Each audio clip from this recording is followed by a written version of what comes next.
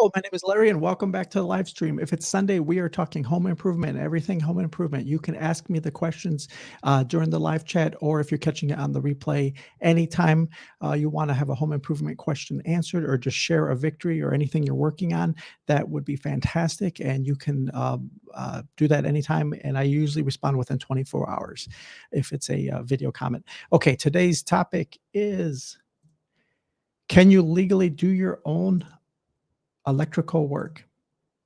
I get asked this one a lot. Can you legally do your own electrical work? Homeowners and first-time homebuyers want to know, can they work on their home without being licensed electrician, or do they have to hire licensed electrician? So I did a little bit of research, and this is what I found so far. While not legal advice, and you may want to check around for your particular situation. By the way, this was only for United States and the 50 states in the United States. So not Canada, not the UK, not international, just the United States and the 50 states. In general, homeowners can do their own electrical work if they are knowledgeable about the local electrical codes and subject matter. However, there are rules and penalties if you violate the rules. In some states, homeowners can do their own electrical work. However, there were some exceptions. Let me find that. In North Carolina, it said that homeowners can do their own wiring if they live in the home and don't plan to rent it out or sell it within a year. So that's a big exception.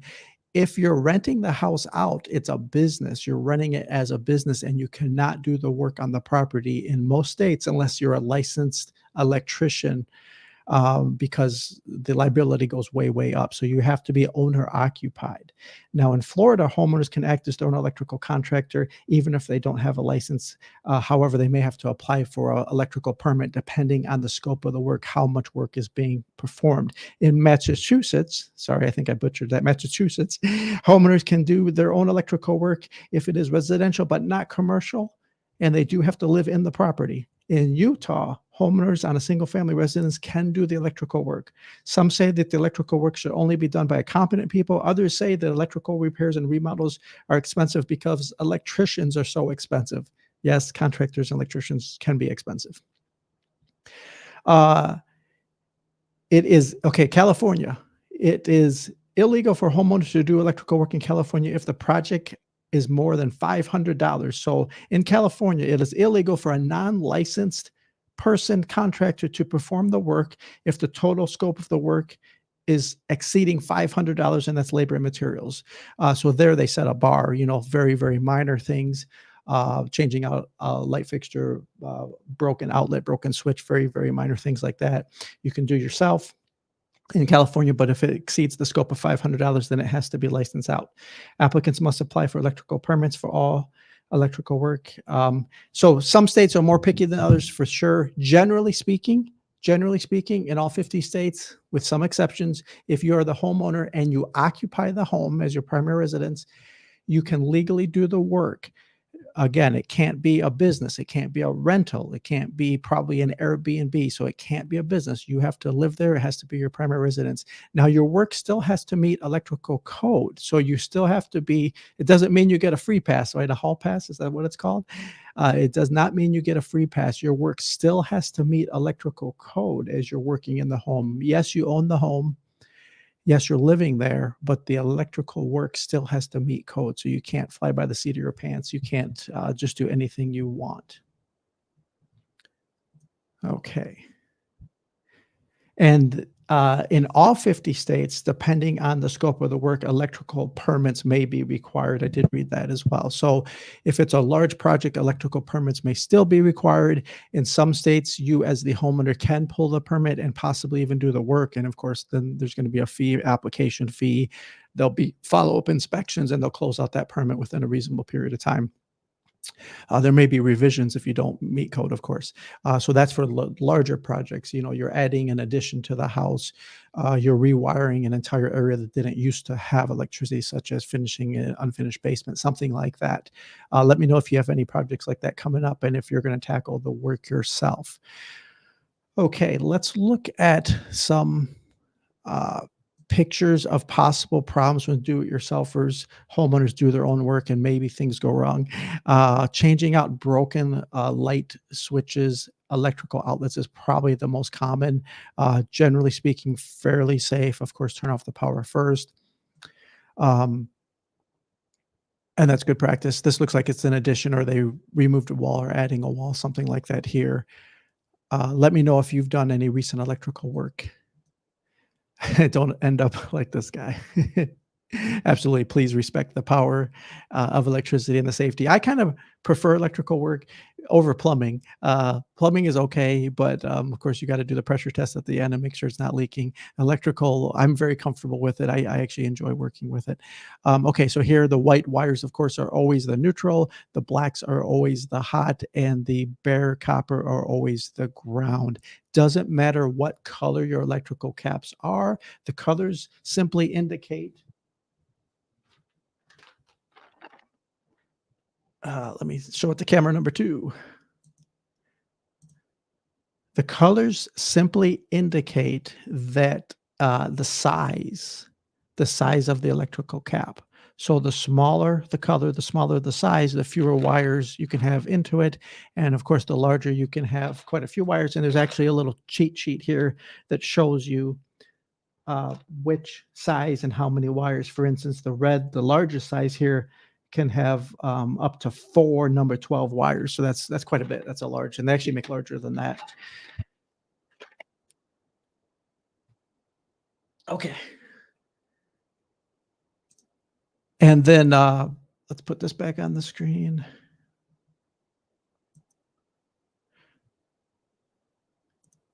Okay, perfect.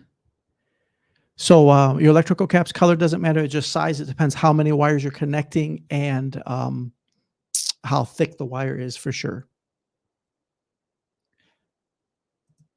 Okay, old fuse box, that would be a cause for alarm. Definitely in my 23, almost 24 years experience, definitely seeing fewer and fewer of these. They're definitely going away. I think even the newest and the youngest home buyer would recognize that that's extremely old and antiquated, and they're going to want a newer electrical service there. What to know about home improvements and permits? Making major changes to the house, altering the footprint of your home requires a permit. Failure to obtain permits can stall your project or complicate the sale of your home. People forget that when you go to sell your home, when you go to sell your home, you're signing a state document, a legal disclosure sheet called seller's disclosure sheet. And it's a legal contract. You're signing what the condition of your home is and what's in the home, what's working, what's not working. You're also stating, in all the seller disclosure sheets that I'm aware of, you're also stating if there was any additions or work performed without permits. So you're signing your name to that. So if you lie, that could be legally enforceable. So failure to obtain permits can stall your project or complicate the sale of your home. I'm in the Midwest. It's a little more loosey goosey, Wild West out here, but some states, Florida, Texas, California, New York, some states, it could be more of a problem for sure if you're not pulling permits. Some renovations, such as painting, installing flooring and countertops, and replacing faucets, don't require permits. So, generally speaking, surface stuff, cosmetic stuff, light renovations, none of that's going to require permits. But changing of electrical systems, additions, new plumbing systems, new bathrooms, removing everything back to the studs and reworking mechanicals, that kind of stuff should all have permits for sure. Every homeowner should have a basic set of electrical tools. We're on electrical this week. Every homeowner should have a set of electrical tools, and some of these will last perhaps your lifetimes. A good set of screwdrivers. These are insulated screwdrivers, so they work with electrical, less likely to get shocked, even if you accidentally forget to turn off the power because they are insulated, so your hand is not actually touching the metal. Wire strippers, of course, basic set of testers, and other type of wire cutters and wire strippers. Buy good quality. I have one right here. Klein's Tools. They make excellent wire strippers, and they're known and well respected for making excellent products. So, not endorsed, not sponsored content. I'm just saying, Klein's do make excellent tools for electrical work for sure. That'll be like a one and done in your homeowner's toolkit. You'll buy that forever, and you'll never have to replace it, perhaps. Okay. Working on electrical boxes, you do want to remember the front of your electrical box, if you're installing a new one, is supposed to be flush with the finished wall. So if your finished wall is going to be thicker, for instance, if you're putting in an electrical box, and then you're also adding like a tile backsplash in your kitchen, you're making the wall thicker. So that box should be, can you see here the big gap? The box should be extended to the front of the finished wall thickness. So you can buy box extenders to fill that gap in properly, minimizing the risk of any kind of short circuiting of the live wires and terminal screws touching anything. You should have best practice here. You should have safety metal cap cover plates where the wires go through the studs. That prevents a future homeowner. Of course, that's going to be covered with drywall or paneling, or wood or tile. You're never going to see that, but that homeowner in the future driving a nail through there to hang a picture or something, and you don't want them to hit a live wire. Don't overload your circuits, especially in this time of holiday lights, holiday displays being put up. You don't want to overload your circuits. So your circuit breaker is supposed to trip if too much amperage is pulled through that particular circuit, protecting the wiring of the house. A basic circuit breaker is actually not designed to protect the homeowner in case of electrical shock. They're actually to protect the wiring of the house so the components don't get melted, damaged, start a fire. Again, don't overload individual outlets. So in this case, they got a outlet strip, and then they plugged in an additional extension cord possible outlet strip. 1, 2, 3, 4, 5, 6. They have at least 6 more devices powering here, and they may even be more because that thick wire indicates it's probably going to another surge protector strip, and so is this one here. So now if you go back to the source on the first one that's plugged into that outlet, that's pulling like 5 times more power electricity than it should, and that's going to cause a problem. As a homeowner, do respect the power of electricity. As long as you respect it, you'll be fine, and you're doing jobs within your scope as a homeowner. But yeah, as long as you turn it off while you're working on circuits, do some basic training like you're now watching home improvement videos, you'll do just fine. Okay, so this defect is very serious. These cables are going to a large circuit, something like an electric range, a sub panel box, something like that. At first blush, maybe you don't see it, but if you work around electric, you will be shocked and horrified by what the homeowner did here. Let me zoom in. So this thick aluminum braided wire was not fitting in this circuit breaker. Probably that circuit breaker is not rated for that size, but anyways, they didn't know what to do. So they cut some of the strands off. They cut at least 50%, maybe even more of the strands. And by doing that, the electricity is now restricted to flowing through. The electrons are flowing through the remaining strands, and that's going to cause these areas to overheat. For sure. So that's a problem. Don't be cutting any cables just to make them fit. If something doesn't fit, there's probably a problem. Okay, so I do recognize this. It could be a GFI outlet, but I think it's a newer USB outlet. There's a lot of USB-A and USB-C outlets being installed now, even in hotel rooms and homes for sure. They make your life a lot easier. I think I have one back here. Yep.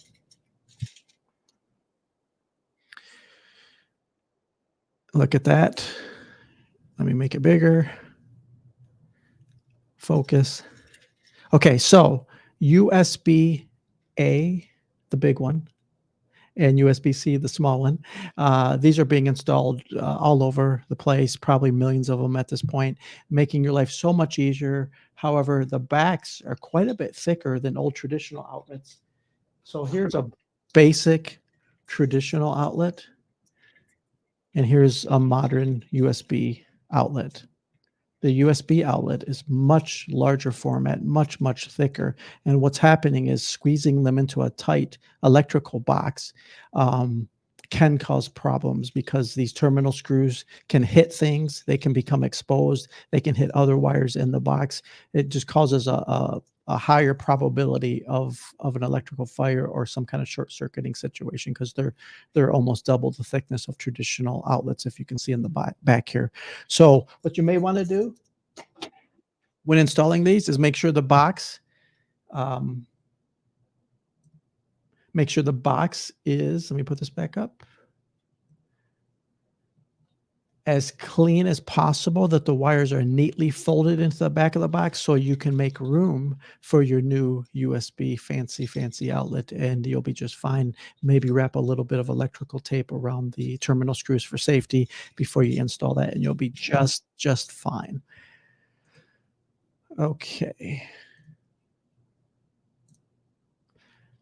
Okay, so electrical outlets with terminal screws, they're slowly becoming antiquated and outdated. The days are quickly going away where homeowners had to learn how to crimp the little wire at the end and wrap it around the terminal screw. And you always want to wrap it in the same direction, clockwise around the screw. So when you tighten that screw, it pulls the wire in tight. If you do it the wrong direction, um, if you do it the wrong direction when you screw up that screw in that outlet, it actually unravels the wire. But that's thing quickly becoming a thing of the past. Modern, cool, well-built, better outlets have these little pressure plates right there. These little pressure plates, and that's what you'll squeeze your wire in. You don't even have to bend the wire, just straight into the pressure plate. Screw that down to tighten it, and you're good to go. No more curving of the wire, no more figuring out what direction to go in, just straight into the cover plate, to the pressure plate, and you are good to go. If you're ever wondering, by the way, when you look at an outlet, if it has that horizontal piece right there, that means it's a 20 amp rated outlet.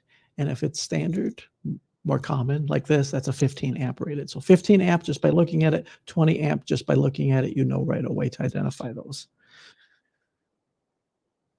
Okay, so this photo credit to my pal Scott with Everyday Home Repairs.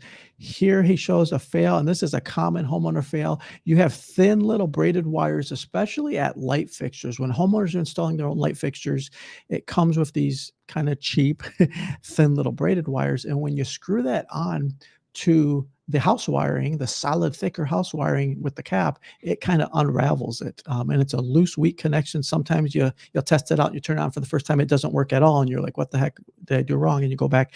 So when you're putting an electrical cap from a thicker house wire to a thinner braided wire, such as a light fixture, the trick is to have that braided wire higher up, a little proud, a little longer than the solid wire. And then when you put the cap on it, it will pull that in tightly and you will be perfectly good to go. It'll work every time. I've seen it work 100 times. So thinner braided wire, just like a light fixture, to your house wire, run the thinner wire longer. I'm trying to think, a centimeter, probably less than a centimeter, not much, longer than the solid wire. And then when you put the cap on there, it will be perfect and you will be good to go. Okay, don't do this as a homeowner. Hopefully you identify it and see what they did here. They only used electrical tape for this, for the wire connections, guaranteed to fail. It's going to be a loose connection, which could generate heat and spark problem, or it just might fail altogether, not work at all. But yeah, never use just electrical tape. You got to use rated electrical caps. Got several back here, or you can use the fancy dandy push connectors. That makes life so much easier. And then you also have these Wago lever lock quick connectors. These are excellent for the home improvement market, for the do-it-yourself first-time market. So easy to use. Pick up a box of these, put them in your toolbox, and all your electrical projects will go so much smoother. You literally just open these lever locks, put the wire in, smash that on down, and they are locked and good to go. Let me pick up my mess here. Okay, next picture. Okay, so when you're running a new electrical wire into an existing box, in the back of the box, there'll be some kind of knockout. So in this example, it's a plastic box knockout. Oh, hey, sorry, I missed your question. Hey, I'm from Michigan too. Maybe you already knew that.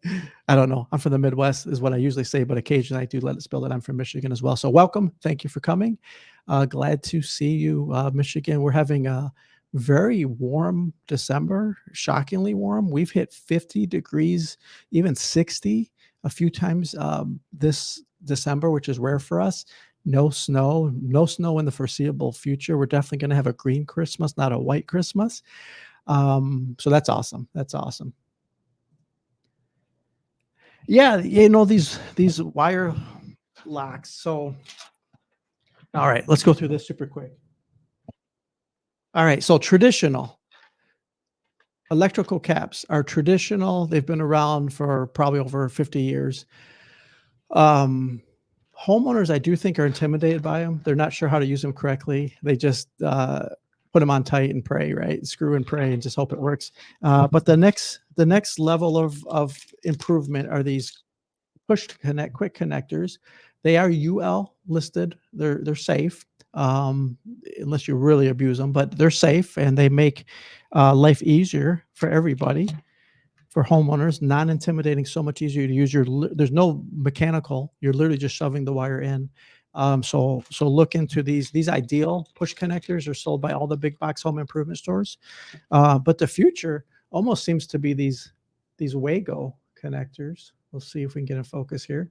WAGO. Google that or go to Amazon and on the replay, I can put a link in the description below. But these are lever lock connectors. So you're literally just lifting up these little tabs, slide your wire in the back, no bending, curving required, and just snap it on down, and you are good to go. And those vary in size from the small 2 connectors to 5. I'm holding a 5 here, and everywhere in between. So they have a 2, 3, 4, and 5 connector. 5 is the max. I don't know if I have one here, but they also make a version that's a straight connector, which is excellent because if you cut your wires too short, see if my next picture shows that, but if you cut your wires too short, you need a way to extend that wire. And the old method of putting a piggy tail on it and putting another electrical cap and then looping it back around to extend a few inches was a pain in the butt. Didn't work that good. So the Wago quick connector, lever nut connectors, as I spell them on my keyboard, solved all those problems for you. Absolutely. Absolutely. Thank you for coming. And yes, no snow for Christmas for sure. Michigan is in a warm spell, and we are going to have a green, warm Christmas, maybe even on the golf course this Christmas. And we'll see if we get some snow for January. Definitely not like my childhood. I remember in Michigan, growing up in Michigan, we used to, in my day, we used to have snow to the bottom of the windowsill. I mean, you would get snow in December and you wouldn't see the ground until March, right? I mean, it was just constant. So now, even if we get a little bit of a storm, I guess global warming, even if we get a little bit of a storm now, it'll melt off quite quickly. And you don't even have to worry about the roads. Just give it like 6 to 8 hours. Let some plows come through. It'll start to melt, and you're the next day you're good. So definitely easier weather conditions than we normally were used to in Michigan. Absolutely. Okay, missing cable clamp. So this is a metal work box instead of plastic. Most do-it-yourselfers, including myself, do plastic a lot easier. But if you are adding a circuit to a metal box, that open hole right there is required to have a strain relief clamp. Now you can buy metal strain relief clamps, a few more parts. A first timer might be intimidated by getting all the screws just right and figuring it out. You can buy plastic ones though, and they literally just snap right in, much easier to use. But don't forget that you don't want to have plastic wire going right through a metal box with those sharp edges with nothing containing it or holding it for strain relief. This one is the lack of conduit. So this is on the outside of a house. I think this one was found during a home inspection.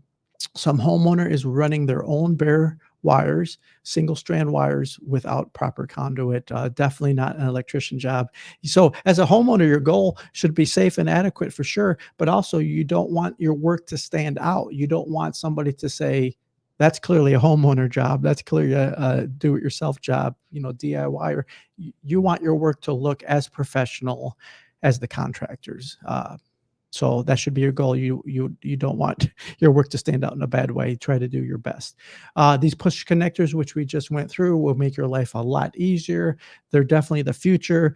I look at, for instance, Menards. Now, not everybody has Menards in their state or their region of the country, but the Wago connectors at Menards used to be 1 or 2 little facings of them, and they were kind of like the ugly cousin, and nobody used them. Now there's 4-foot section in every possible configuration and size of these easy connectors. So electrical caps, I think, are really slowly going away, at least for the do-it-yourself market. They wanted easier options, and they are getting easier options for sure. Okay, electricity and water do not mix. Hopefully everybody knows that. This is a sump pump in a basement. Um, the outlet may be required to be on a GFI, ground fault circuit interrupter. But it's possible. Just respect it. Don't work in direct wet areas with electricity around. Each different subject here. Each electrical box will have a maximum number of conductors that it's allowed inside of it. That one probably exceeded maximum. Looks a little crowded to me.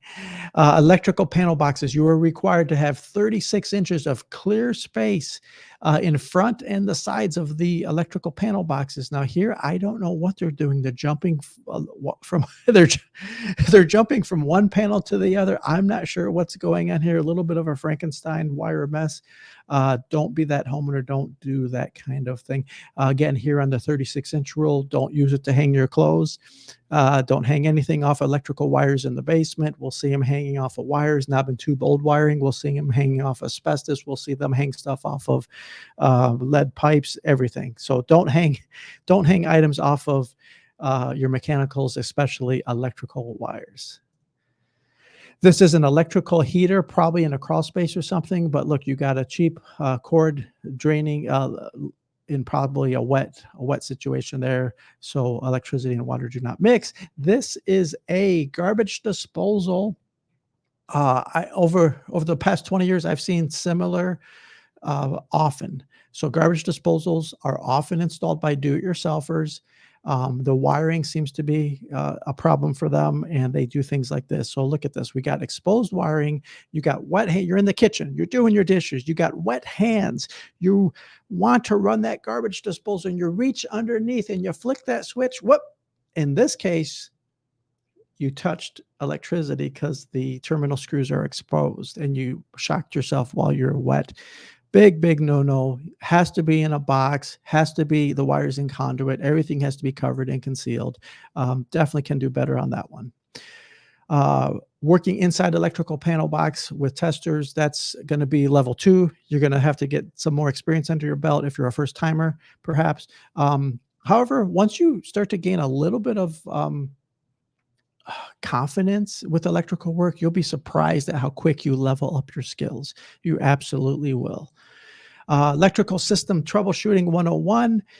Every homeowner should have some basic electrical tools in their toolkit. Some of the stuff you'll buy one and done. You may never need to replace. Just keep it in your toolbox. If you're a true pro with the home improvement projects and you want to level up your skills, I love actually having a separate electrical box for each trade. So you got one for electric and you got one for plumbing, and then maybe you have a general for just fixing everything else, and that's your hammers and your screwdrivers. But then you have the electrical specialty and you have your plumbing specialty as well. That will save you a lot of time, a lot of aggravation, so you know right to go where to go for your home improvement projects.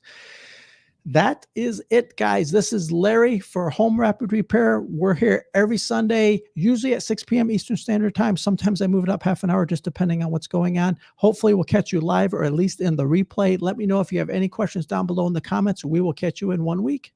Thank you.